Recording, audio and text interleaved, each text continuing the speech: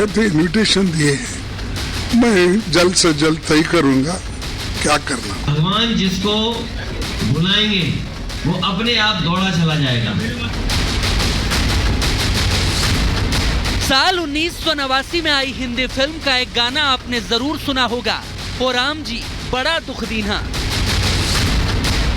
ये बात 2024 में इंडिया गठबंधन पर हूबहू लागू होती है।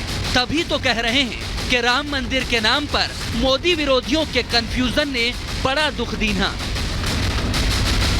इंडी गठबंधन हमारी आस्था पर चोट करता है। इन्होंने मंदिरों को, हमारे त्योहारों को भी लूट का माध्यम बना दिया है। बीजेपी का तो क्लियर है, लेकिन विपक्ष में पसोपेश है कि अयोध्या जाएं कि नहीं जाएं, जाएं तो कब जाएं। जैसे जैसे प्राण प्रतिष्ठा की तारीख नजदीक आ रही है, ये खींचतान बढ़ती ही जा रही है। मोदी विरोध में राम के खिलाफ खड़े होने वाले भी अब तो पूरे फंस चुके हैं। इतना कंफ्यूजन है कि इंडी गठबंधन के लिए मंदिर जाना जरूरी है या फिर सियासी मजबूरी है। आप लोगों को क्या दिया जा रहा है? बीमार पड़ोगे अस्पताल जाओगे कि मंदिर जाओगे? भूख लगेगा तो मंदिर जाइएगा, वहाँ तो दाने देना पड़ता। हम निश्चित रूप से जाएंगे, लेकिन हमने किसी को ये नहीं कहा कि आपको आना ही होगा। हम सब लोग ही चलेंगे। तो हमने कहा जो भी आ जाए उसमें कोई बंधन नहीं है। अभी तक तो कांग्रेस काल्पनिक कहते रहा, विपक्ष काल्पनिक कहते रहा राम को। ये लोग तुष्टीकरण की राजनीति करने वाले लोग हैं, ये तुष्टीकरण ही करेंगे।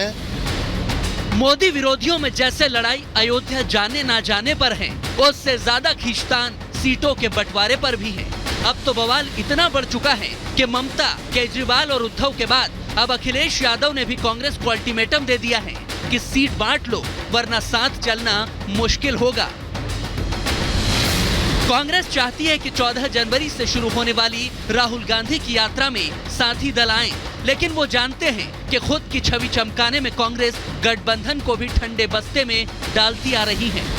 हमारा काम न्याय दिलाना है और न्याय दिलाने के लिए सीटों की गिनती नहीं होती। यात्रा हो अच्छी बात है, लेकिन सभी दल ये चाहते हैं यात्रा से पहले टिकट बंटवारा हो, सीट बंटवारा हो, और जब सीट बंटवारा हो जाएगा तो यात्रा में भी बहुत से लोग अपने आप सहयोग करने निकल पड़ेंगे। यूपी में 80 जिताओ फॉर्मूले पर काम कर रहे अखिलेश एक तरफ कांग्रेस को झटके पर झटका दे रहे हैं, तो मायावती की गठबंधन में एंट्री पर ब्रेक लगाए बैठे हैं।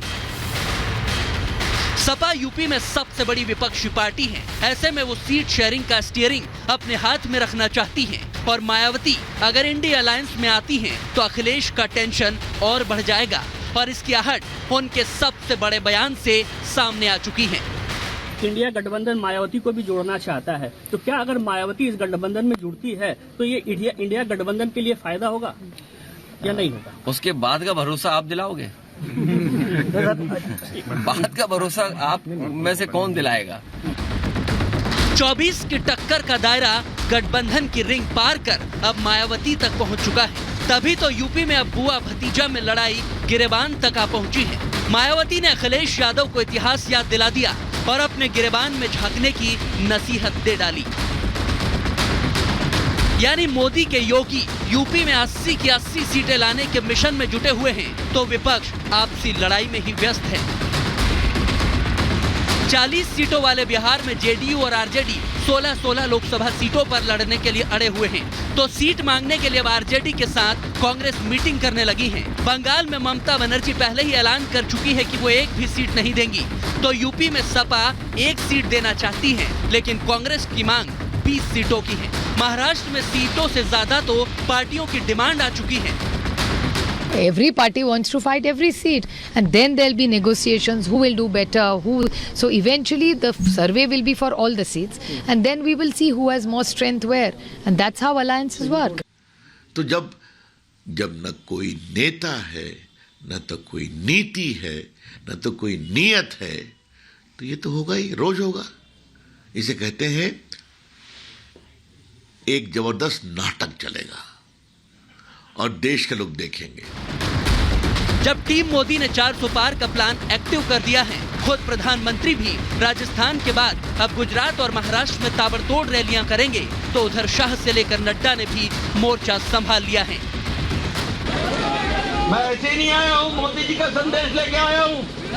बोलो अगली बार, अगली बार, अगली बार।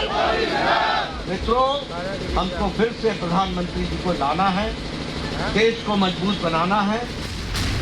मोदी की सेना मोर्चे पर तैनात है। राम मंदिर के बाद बजट सत्र और फिर फरवरी में ही लोकसभा चुनाव का ऐलान हो सकता है, यानी गिनती के दिन बचे हैं। मगर विपक्ष का न नेता तय है, न सीट, न चेहरा, जबकि मोदी ने शंखनाद कर दिया है। क्या यही विपक्ष की लाचारी और बीजेपी की तैयारी 2024 में 400 पार की रणभेरी है? Bureau report, Republic Bharat.